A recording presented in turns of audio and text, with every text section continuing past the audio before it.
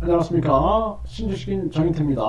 저는 국립한국복지대학교 특임교수를 역임했습니다. 네, 발달장애 조기 발견, 조기 재활 왜 중요한가? 네, 요즘에 이런 기사가 나오고 있어요. 조선 비즈에서 보면은 발달장애 만 2세 전후로 진단 치료해야 한다. 그러니까 만 2세, 네, 그 24개월이죠. 예, 이때 이제 진단 치료해야 한다. 이런 얘기가 나오고 있고, 이 대단일보 보면은 아내는 우울증, 자녀는 발달장애, 아빠는 마트에서 식료품 훔치다가 징역. 아주 비극이죠, 비극. 네, 이 자녀가 발달장애가 되면은 이 엄마는 우울증에 빠질 수밖에 없어요. 네, 굉장한 고통이고, 그리고 아빠는 결국에는 지금 경제 위기 속에서 식료품 훔치다가 징역 가는 이러한 슬픈 비극이 만들어질 수 있다라는 것입니다. 그래서 이 발달장애 같은 경우에는 사회적 발달장애다 생각해서 사회적인 입장에서 이 문제를 해결하지 않으면 안 된다. 이렇게 좀 말씀을 드리고요. 이 발달장애는 조기 발견, 조기 재활이 굉장히 중요합니다. 왜냐하면 암 같은 경우에도 조기 발견, 조기 치료가 중요하죠. 이것처럼 발달장애 또한 마찬가지입니다. 그래서 제가 수천 명의 아동들을 발달 재활을 하면서 느꼈던 것은 조기에 오면은 효과가 빠르다라는 거예요. 그래서 이 24개월 전후다 이렇게 얘기를 했는데 지금 여기 MBPA 발달 검사 목록을 보게 되면은 자 0에서 4개월 때 발달 특성을 좀 보면은 네, 묽은 액체를 빨아삼킬 수 있는가? 네, 사람의 목소리에 반응하는가? 소리가 나면 그 소리에 의해 조용히 하는가? 아이의 눈앞에서 다섯 손가락을 펴고 움직이며 좌우로 이동했을 때 눈동자와 목의 활동이 이루어지고 있는가? 뭐 이렇게 했을 때 이제 아이가 고개를 돌리는 이러한 모습이죠. 딸랑딸랑 소리를 아이의 얼굴 앞에서 내면서 움직였을 때 아이가 소리나는 쪽으로 고개를 돌리는가? 그러니까 감각기관, 눈, 귀라든지 코여 온몸의 피부, 감각기관과 뇌와 정신이 이미 연결된 상태가 나타나게 되는 거예요. 그래서 갓 태어난 아이한테 엄마 양수와 다른 산모의 양수를 놨을 때 엄마 양수 쪽으로 고개를 돌린단 말이에요. 이거는 이미 눈으로 보는 게 아니라 눈과 뇌와 정신이 상호작용하는 거거든요. 정신은 생각, 감정, 기억 이렇게 봤을 때 기억 속에 엄마의 양수가 담겨져 있는 것을 아이가 이제 반응을 통해서 나타내는 거죠. 이건 다 뇌 반응이고 그리고 눈이라는 감각기관의 반응이 되는 거예요. 이게 0에서 4개월 때 나타나고 있다는 거예요. 날카로운 소음에 놀라는 모습 보이기도 하고 도움을 얻기 위해 우는 모습, 네, 놀랍죠. 0에서 4개월 때 혀를 내밀어 보이면서 혀를 내미는 모습을 혀를 내밀어 보이면은 혀를 내미는 모습을 따라하는 거예요. 동작 모방이 나타나죠. 까꿍에 반응하죠. 물체를 쥐고 누워서 팔을 뒤로 쳐들기도 하고 네, 그래서 누운 상태에서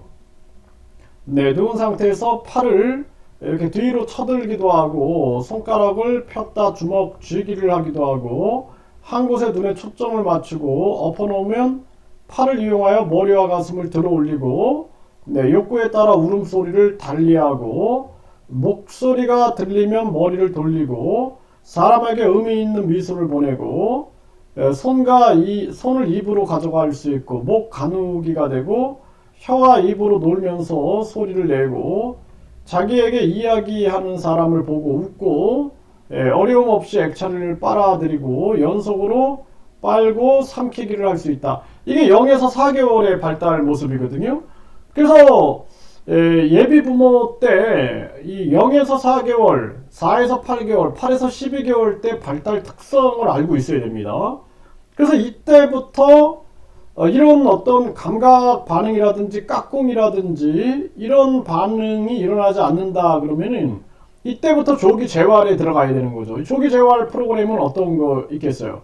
그러니까 감각과 뇌와 정신이 상호작용할 수 있게끔 엄마하고의 접촉을 강화하고 엄마가 계속해서 눈, 귀, 코, 혀, 온몸의 피부로 자극을 주는 활동을 강화시켜 나가는 거죠. 이거는 부모 상담을 통해서 프로그램을 계속 안내하고 그리고 전개하는 것이 굉장히 중요한 거죠.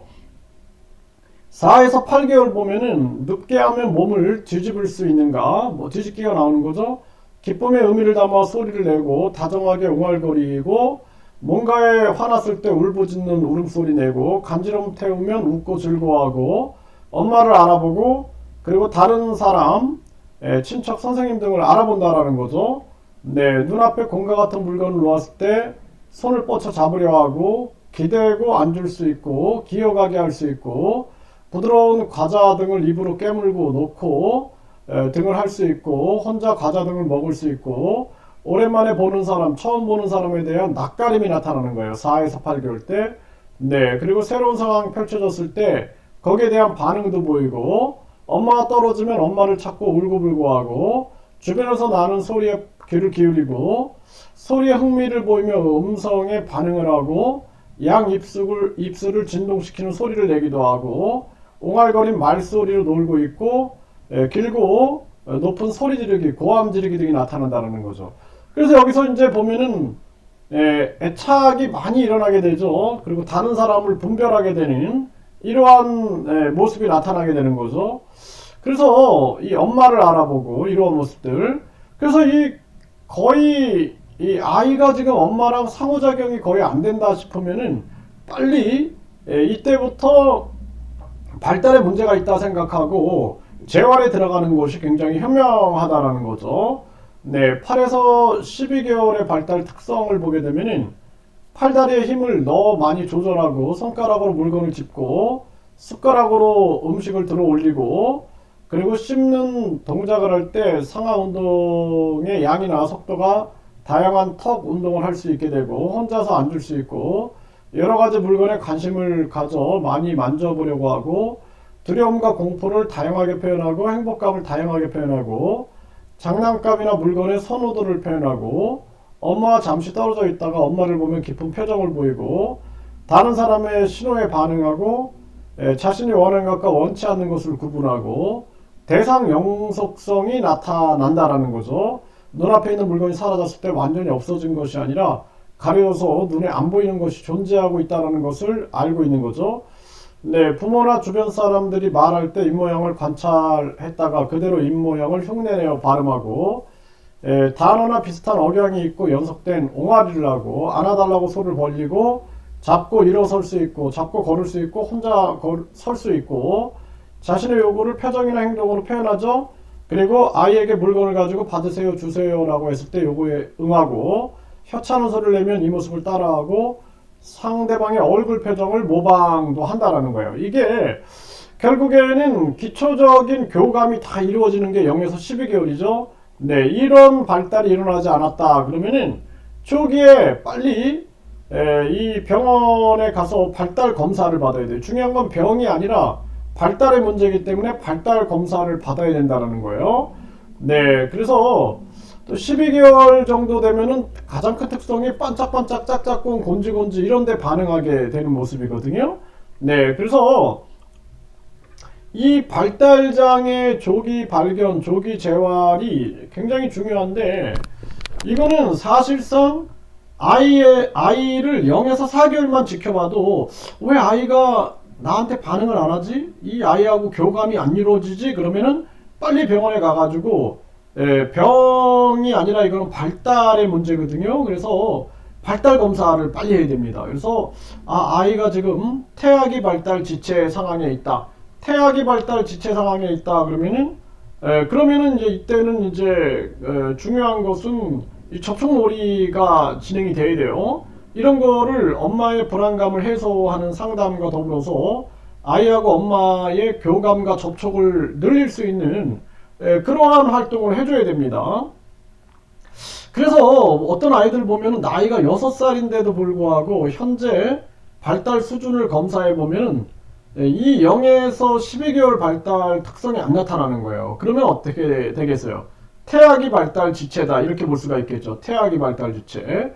그러면 그때 빨리 개입을 해야 한다는 것입니다. 그래서 제가 임상했던 아이 보면은 6살인데 태아기 발달 지체에 있는 거예요.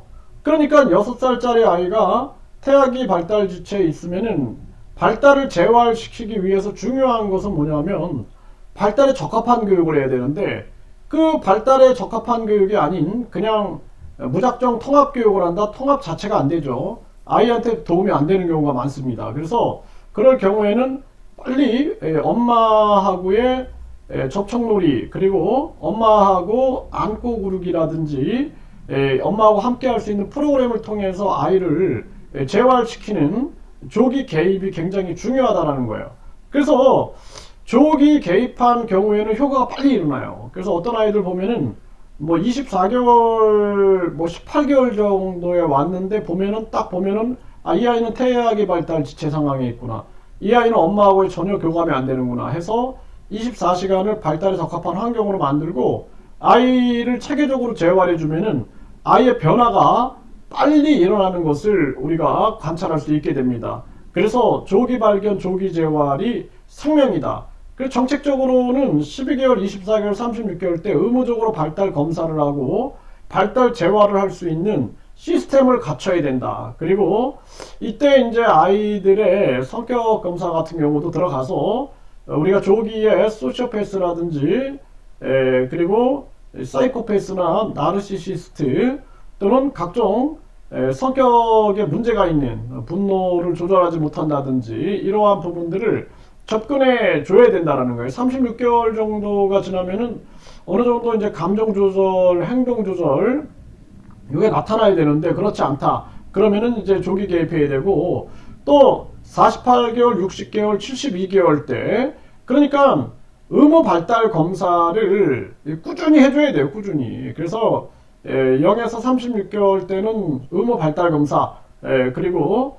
36개월에서 36에서 48, 48에서 60, 60에서 72개월 때는 성격 검사를 통해서 조기 개입을 해줘야 된다는 거예요. 또 초등학교 때, 중학교 때, 고등학교 때도 아이들에게 성격 검사를 통해서 우리가 소시오패스나 사이코패스라든지 나르시시스트 이러한 성격 장애를 빨리 조기에 발견해서 개입해 주지 않으면 나중에는 사회적인 문제로 발전할 수가 있게 되는 거죠. 그래서 이러한 측면들에 대한 조기 개입이 무엇보다 중요하다는 부분들을 분명하게 말씀드립니다.